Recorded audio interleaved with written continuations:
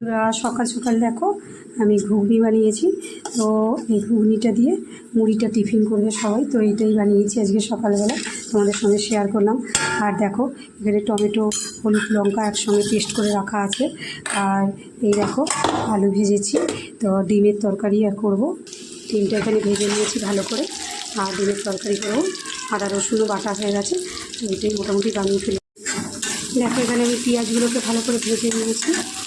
আর গরমকাল তো মশলা একটু খুব কম দেবো, এটা রসুন দিয়ে দিলাম, রসুন বাটা, পেঁয়াজ বাটা, আদা বাটা সব একসঙ্গে দিয়ে দিলাম। আজকে একদম টাইম রান্না করে বেরিয়ে যেতে হবে অফিসে, তো একসঙ্গে সব কষে নেবো। রসুনের কাঁচা ভাবটা একটু দূর হয়ে গেলে তারপর টমেটো যেটা পেস্ট করে রেখেছিলাম, এই যে টমেটো আর হলুদ আর লঙ্কা একসঙ্গে পেস্ট করে রেখেছি, এটা দিয়ে দেবো। এতে চিনিও আছে।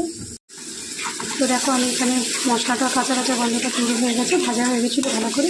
এবার টমেটো আর বেটে রাখা টমেটো, এটা সিদ্ধ করে পেস্ট করে রেখেছিলাম, টমেটো, হলুদ, লঙ্কা একসঙ্গে দিয়ে দিলাম। এবার জাস্ট মশলাটা কষে ডিম আলুগুলো দিয়ে দেবো, ব্যাস সেটা হয়ে যাবে রেডি। তো খেতে লাগবে সেই অসাধারণ স্বাদ। তো দেখো আমার মশলাটা কষা হয়ে গেছে, আমি একসঙ্গে ডিম আলু সব দিয়ে দিয়েছি, যেহেতু আমার তাড়াহুড়োর সময় এটা, আমি তো সকালবেলা রান্না করে অফিস যেতে হবে, তো সেই কারণে একসঙ্গে দিয়ে দিয়েছি। তোমরা পরে ডিমটা মিশিয়ে দেবো। আমি একটু গরম জল বানিয়ে নিয়েছিলাম, তো সেই গরম জলটা ঢেলে দেবো এখানে।